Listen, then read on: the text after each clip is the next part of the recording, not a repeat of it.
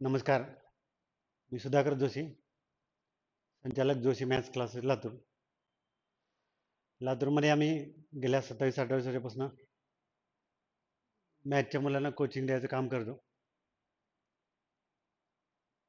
Coaching classes कल्चरमधून मी आलेला आहे. तर आता मी जे व्हिडिओ करतो आहे त्याचा एक करंट टॉपिक आहे, विषय. त्या विषयावर मी बोलणार आहे. खरं तर मी ज्या क्षेत्रात काम करतो त्याच्याबद्दल काही चुकीचं घडत असेल तर जनरली आपल्या आपल्या फील्डबद्दल बोललं जात नाही. पण मी थोडंसं डेअरिंग करतो या सगळ्या गोष्टी मांडण्याचं. असा एक अलिखित नियम आहे की आपण ज्या क्षेत्रात काम करतो तिथे काही जरी वाईट झालं तरी काही त्याबद्दल कमेंट करायचं नाही, बोलायचं नाही. आवडलं नाही तर शांत बसायचं. पण मी त्याच्या पुढे जाऊन थोडंसं बोलायचा प्रयत्न करतो. एखादी घटना घडते आणि मग बऱ्याच वेळेला काय होतं की त्या सगळ्या एका घटनेमुळं बाकी सगळ्यांना पण त्याला प्रॉब्लेमला फेस करावं लागतं. म्हणून शक्यतो आपण सगळ्यांनी ते टाळायचा प्रयत्न केला पाहिजे. आता हा बोलण्याचा उद्देश काय की सगळ्यांनी त्याचं आत्मपरीक्षण करावं, म्हणजे माझ्या सहित. मी पण त्याच्यापासून दूर नाही. बऱ्याच वेळेला काय होतं की एखादं कोचिंग इन्स्टिट्यूट नाव रुपाला आलं की साहजिक आहे, त्याचं नाव झालं की तिथे गर्दी होते, विद्यार्थी संख्या वाढते, त्यांच्यावरती त्या व्यवस्थापनावर ताण पडतो, मॅनेजमेंटला लोड येतो. आणि मग अशा प्रसंगी एखादी कुठली तरी त्रुटी राहून जाऊन एखादी घटना घडते आणि मग त्याला बदनामीला सामोरे जावं लागतं.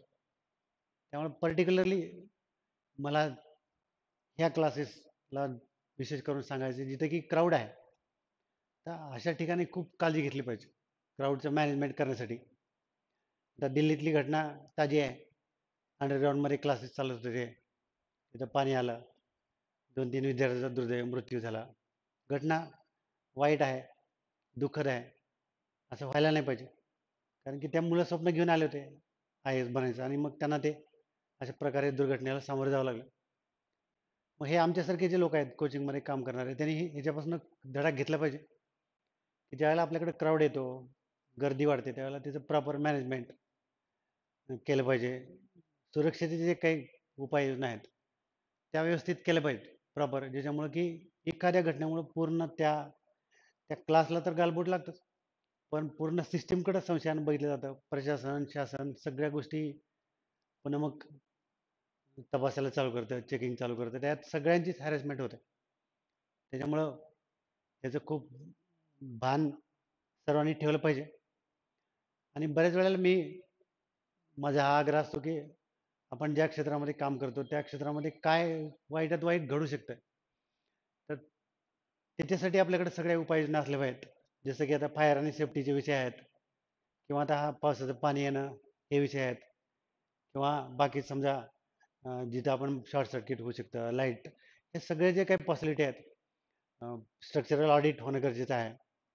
एखाद्या इमारतीमध्ये आपण ज्यावेळेला हे सगळं क्लासेस घेतो त्यावेळेला त्याचं ऑडिट आहे, त्याचं फायर सिक्युरिटी सेफ्टी जे आहे त्याचं पण ऑडिट होणं आवश्यक आहे. ह्या गोष्टी जोपर्यंत घडत नाहीत तोपर्यंत आपल्याला त्याचं महत्त्व राहत नाही. म्हणजे आपल्याला त्याचं काही वाटत नाही, पण एखादी घटना घडली की मग त्याचा त्रास होतो, त्याची हॅरेसमेंट होते, आर्थिक नुकसान तर होतच होतं, पण पुढच्या त्या सगळ्या करिअरवरती पण त्याचा परिणाम होतो. म्हणून मला या ठिकाणी पर्टिक्युलरली सगळ्याला सांगावं असं वाटतं की क्लासेस घेणं जितकं आवश्यक आहे, महत्त्वाचं आहे, तेवढंच त्या क्लासेसची सेफ्टी ती पण खूप आवश्यक आहे. कारण की बऱ्याच वेळेला काय होतं की प्रत्येक गोष्टी काय म्हणजे कुठलाही क्लासवाला का म्हणजे मुद्दामून असल्या गोष्टी करतो असं पण नाही. परंतु जा काहीतरी त्या दुर्लक्ष होतं त्याकडं. दुर्लक्ष म्हणण्यापेक्षा मी असं म्हणेन की आपण त्याला फार एखाद्या मुद्द्याला सिरियसली घेत नाही. चालायचं चालू द्या, जोपर्यंत चालतंय तोपर्यंत चालू द्या, प्रॉब्लेम आल्यावर बघू. पण प्रॉब्लेम पुन्हा इतका मोठा येतो की त्यातनं मग पुन्हा बाहेर निघणं सुद्धा अवघड जातं. तर ह्या सगळ्या गोष्टी आपण बघितल्या पाहिजेत. मी या फील्डमधला जरी असलो तरी.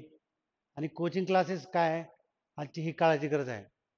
आज शासनाकडं यंत्रणाच नाही आहे. जे आता कॉम्पिटेटिव्ह एक्झाम जे आहेत त्याची तयारी करून घेण्यासाठी शासनाकडे कुठलंच यंत्रणा नाही. अकॅडमिक एज्युकेशन शासन देतं, पण कॉम्पिटेटिव्ह एज्युकेशन देण्यासाठी सरकारकडे काहीच नाही. मग हे सेक्टर पूर्णपणे प्रायव्हेट फील्डच्या हातात आहे. प्रायव्हेट फील्डमध्ये जेव्हा हे सगळे काम होतात त्यावेळेला मग त्या लोकांनी खूप काळजी घेतली पाहिजे. एकतर हे व्यावसायिक क्षेत्र आहे, त्याच्यातनं प्रचंड पैसा उभा राहतो, ग्लॅमर आहे. आणि मग अशी घटना घडली की मग काही असामाजिक तत्व असतात, ते ह्या अशा सगळ्या गोष्टीवर टपून बसलेले असतात, त्याचा त्रास होतो. ह्या सगळ्या कारणानं आपण पुन्हा पुन्हा मी हे सगळ्यांनाच, आमच्या सगळ्या क्लास संचालक बंधूंना पण मी सांगतो की पहिला प्रयत्न क्लासेसच्या सिक्युरिटीचा, तिथल्या मुलांच्या सिक्युरिटीचा विशेष करून घेतला पाहिजे, जेणेकरून कुठलीही अशी दुर्दैवी घटना घडणार नाही आणि त्याचा त्रास त्या क्लासला तर होईलच, पण बाकी सगळ्यांना पण होणार नाही याची काळजी घेतली पाहिजे. एवढंच या ठिकाणी बोलतो. धन्यवाद.